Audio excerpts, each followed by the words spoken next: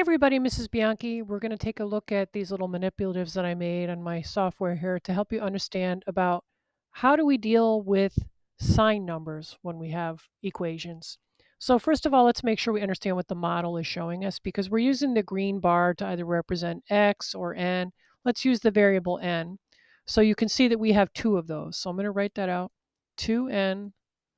And then what else do I have? I have these yellow things, which we're saying yellow is positive and we're going to say red is negative. So we have two of those, so we'll write that as plus 2.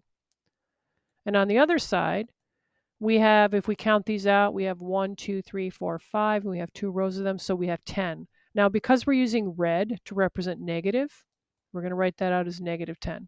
So this means 2 times some number plus 2 equals negative 10. Now, we're going to look at why do we apply the inverse operation to this value right here as our first step? And what would that look like if we were going to model that? So I'm going to bring on two of these. I'm going to bring on two of these. Now, remember, as long as you're bringing on the same thing to both sides of the balance, it remains balanced. Now, I do want to remind you that there's this kind of cool website that we've looked at in class, and this would be kind of fun to visit because what it allows you to do is it's an electronic version basically of what we're doing, and they give you different equations. So this would be worth your time to play around with to learn a little bit more about what we're talking about today. But let's go back to this. So what we did is we applied a negative 2. See, that's right here. And we put it here as well. We applied a negative 2. And now what we would do is draw an operation line. And let's talk about what is the result of doing that. Because what happened here, for every yellow and red that you have, we call that a zero pair. They cancel out. So basically this cancels out and this cancels out. So, some people like to, circle and put an X through it. So that cancels out and this cancels out. So it's like zap, it's gone. So that ends up being nothing. And we would bring down the 2n. So let me erase what I had there from the previous class. Let's bring down the 2n because this cancels out. I'm just going to circle that. That's this. So bring down the 2n, bring down the equal sign. All right, now I think this model really explains very well why we're adding the absolute value of these two numbers. Because we started out with the negative 10. Remember, we started out with this, and then we threw this on the pan to keep it balanced. So we threw on two more of these red. So how many reds do we have altogether? And if we count, we have 12. But since they're red, we would have to say it's a negative 12. The rules for adding signed numbers, if you're adding two negative numbers together, the rules, you may have heard it stated to you this way. If the signs are the same, you add the absolute values, and if the signs are different, you subtract the absolute value. All right, so now I'm going to remove this so we don't get confused. I'm going to take this off and take this off because remember that kind of zapped out and equaled nothing. Because I want to explain how we go from here. So on paper, when we solve this, what do? We say to ourselves, what's the opposite of multiplying a variable by 2? And that would be to divide it by 2. And we would show that by a fraction bar and putting the divide by 2 underneath like this. And this would end up equaling 1, and 1 times n would be n. But what is the solution to a negative 12 divided by 2? Well, you may know the rules for signed numbers, but let's make sure we understand how the model can also show you the answer. Now, basically, we're just taking this and breaking it up into two groups, right? That's what dividing by 2 means. So here's group number 1, and here's group number 2. And if you say to yourself, well, this is one of the n's, how many of the red things do I have in my individual circled groups? And if we count, we have 1, 2, 3, 4, 5, 6 of those, right?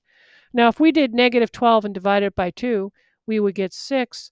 And we would say to ourselves, well, the signs are different, so the answer would be negative. But when you look at the image of what's happening, when you take this and divide it into two groups, these are negative, they're red. We use red to represent negative. So we get this answer of a negative 6. Now, what would a math teacher want you to do after that? They'd probably want you to rewrite the equation, substitute in what you got for n, which remember we got this negative 6. So let me use blue.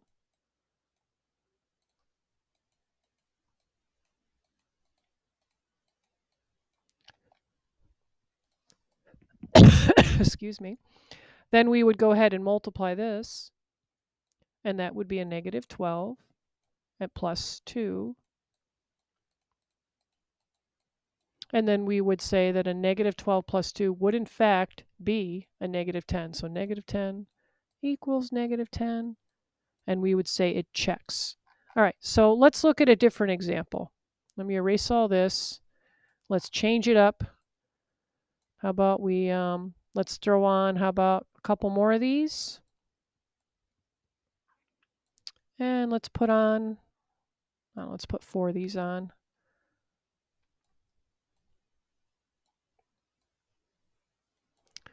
All right, and then let's see, how many do we have now? Let's throw on a few more.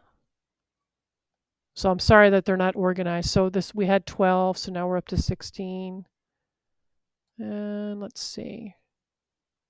Yeah, I think that'll be good. All right, let's try that because I think this will actually end up being kind of an interesting example. So if we write what this represents, we have 4 of the n's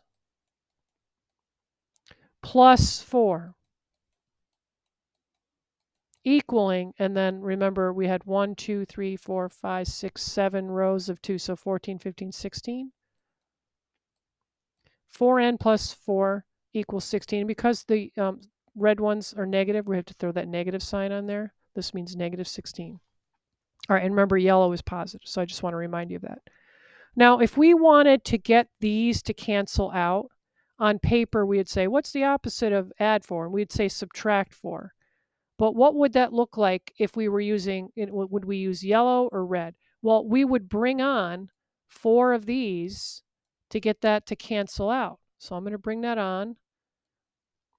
To bring it on one at a time, so I apologize, that process is a little bit slow, which means I have to do the same thing to the other part of the balance. So I'm going to bring these 4 on. So what I did over here, I have to do over here to keep it balanced. So if I added negative 4 to this pan, I have to do the same thing to the other pan to keep it balanced. That's part of that equality property that we've talked about so much in class. All right, so now what happens with all of this? So for each, we call this a 0 pair. It cancels out. This is a 0 pair. It cancels out. This is a 0 pair. Cancels out. This is a 0 pair. It cancels out. So that's all gone. Now we're still left with the 4n. So this canceled out. We're going to bring this down. And we're going to ask ourselves, well, what do we have now? So if we added a negative 16 and a negative 4, then now we have 20 of the red. So we're going to use a negative to show that, these are all negative values.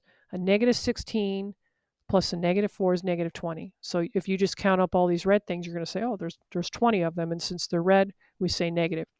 All right, now I'm going to try to reorganize this. I'm not sure. These are gone, so let me pull these all off because they zapped out. 0 pairs zap out. I always tell the story about my twin brother and I, how we have this like kind of funny thing that we do for our birthday. So I say to him, hey, I'm going to give you $100. And he's like, oh yeah, I'll give you $100 too.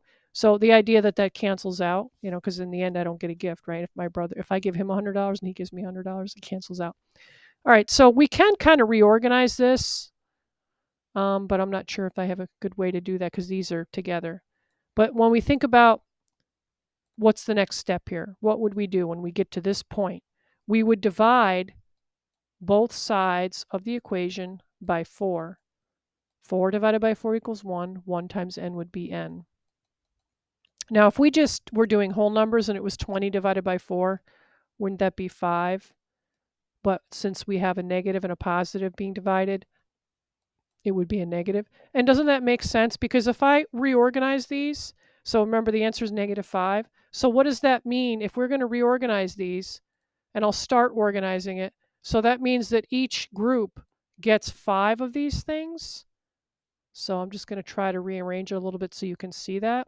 So that's the first pile. The second pile gets 5. And I'll circle it so you can see, because you might not understand what I'm talking about until I circle the equal groups. Now, because these are 2 together, I think I have to trade these. So I'm gonna trade this in for 2 of these. And then these are kind of stuck together.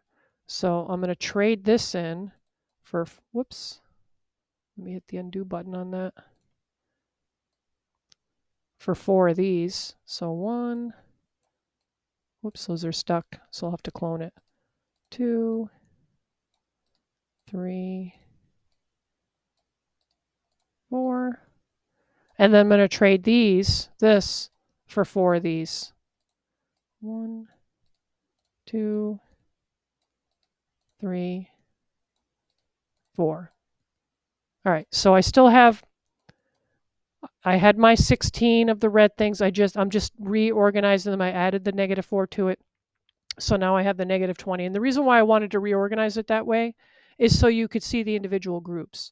So this is one group of n. Here's another group of n. Here's another. Whoops, is that n one there? And here's another one right here. So when you're talking about what's the value for n, we're talking about how much in each of the groups. So this top group, if we count how many are there, there's 1, 2, 3, 4, 5 of the red in each group. So that's why n would be equal to a -5. Now, of course, if we were to take -5 and substitute it in for n, a -5 times 4 would be -20. And if we added 4 to that, we would get the -16. It would check. All right, so it's my hope that you found these examples helpful. I think I have another example here. Let me see if I can find one that's, well, I might make another video just because this one's getting a little bit long. So if you're still confused about this idea of negative and positive and how that works, how you apply inverse, be on the lookout for a second video. But this site right here is a good one for you to visit at some point and play around with that digital scale, we'll call it, and you'll learn quite a bit about that idea of equality properties.